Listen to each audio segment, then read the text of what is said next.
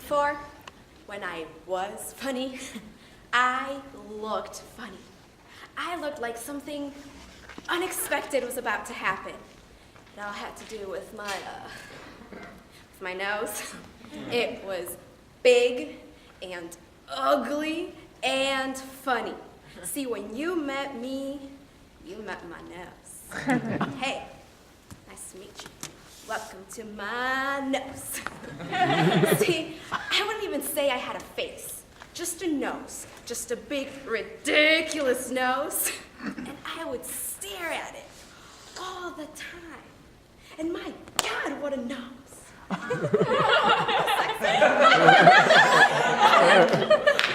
God, what is a nose?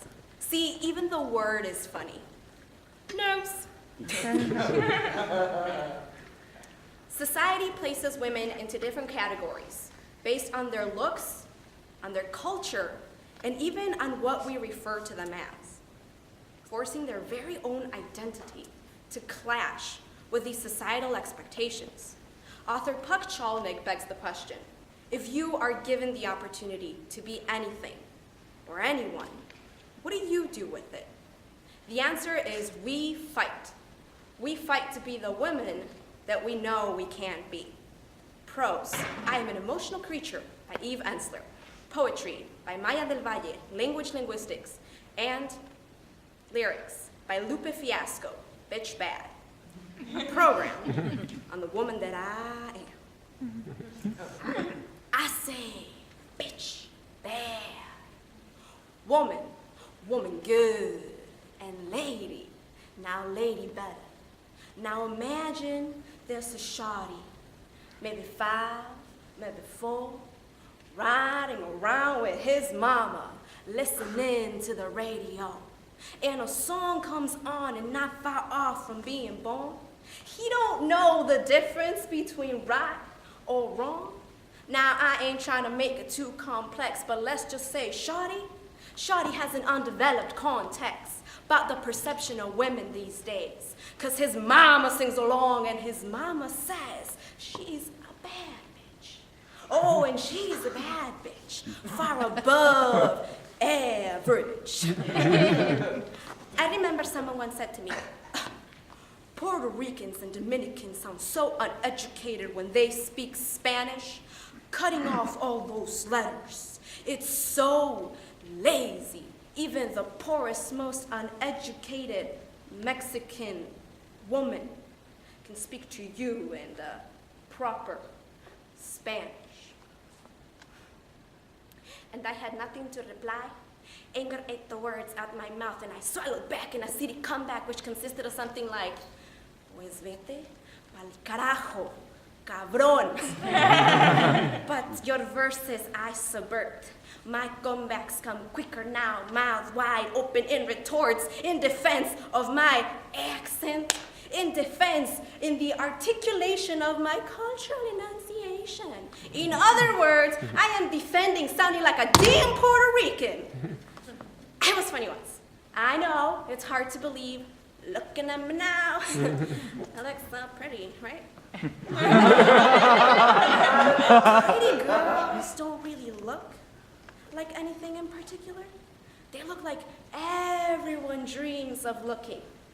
But they don't look like anything you can really identify.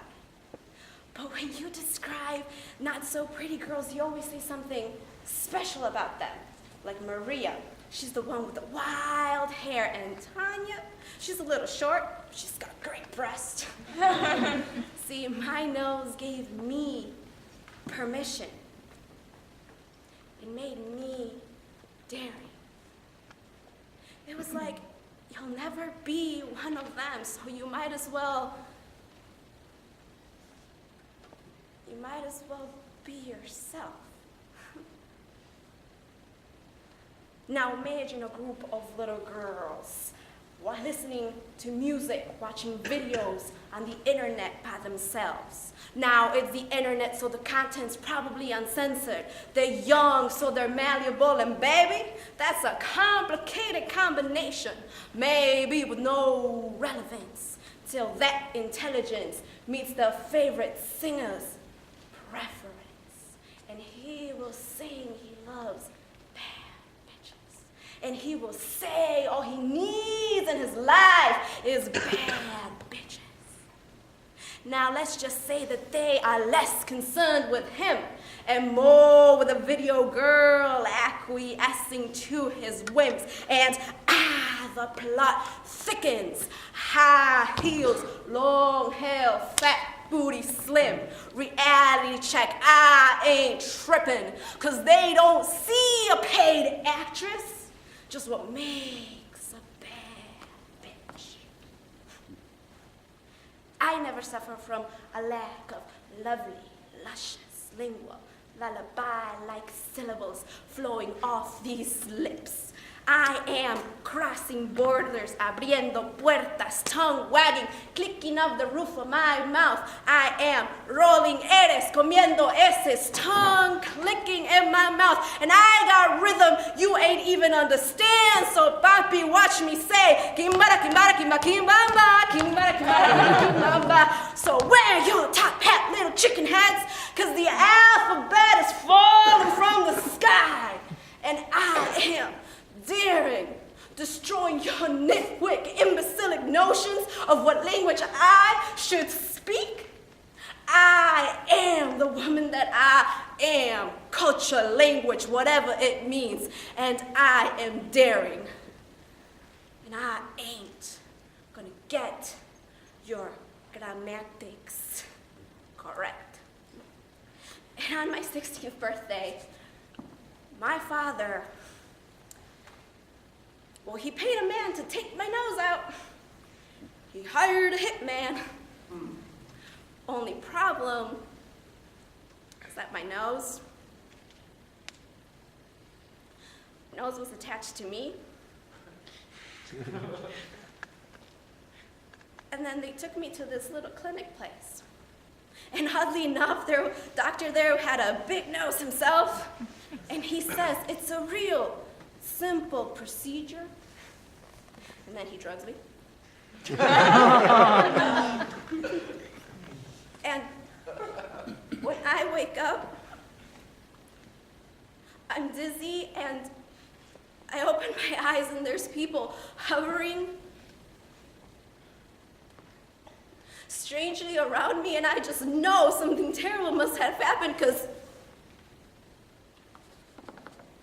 I start vomiting bone and flesh, and my nose is coming out all over me.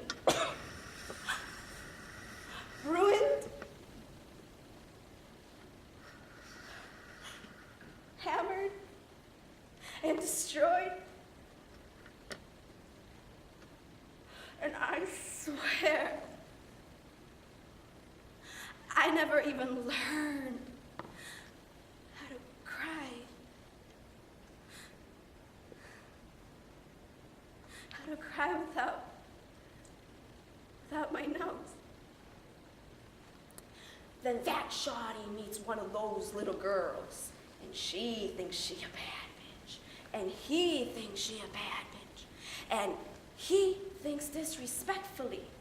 No, but she thinks of that sexually. He's got the wrong idea. She thinks he wants her, but he just thinks she is bad at being a bitch like his mother. And mother never dressed like that, come out the house like that, hot mess like that, all out to impress like that.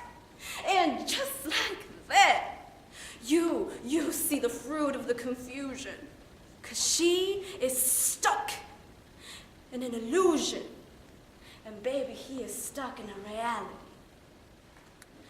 And my father took my hand and said, you will be a princess now.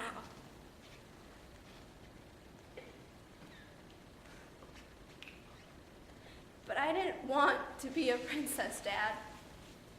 I was happy being a clown. My nose protruded, but it made me me. It gave me mystery. It made me all that I was, and now there's nothing. Just this stupid mess in the middle of my face. And I miss my nose. And every day I'll dream of telling lies like Pinocchio so that it will grow back. I went on this date with this boy once, and he told me I was pretty. I'm not naturally pretty. I'm fake pretty. And when he kissed me, there was nothing in the way. And that's what's sad, because I would always tell the joke, and it would make us laugh. And the kissing, oh, the kissing was always so much better.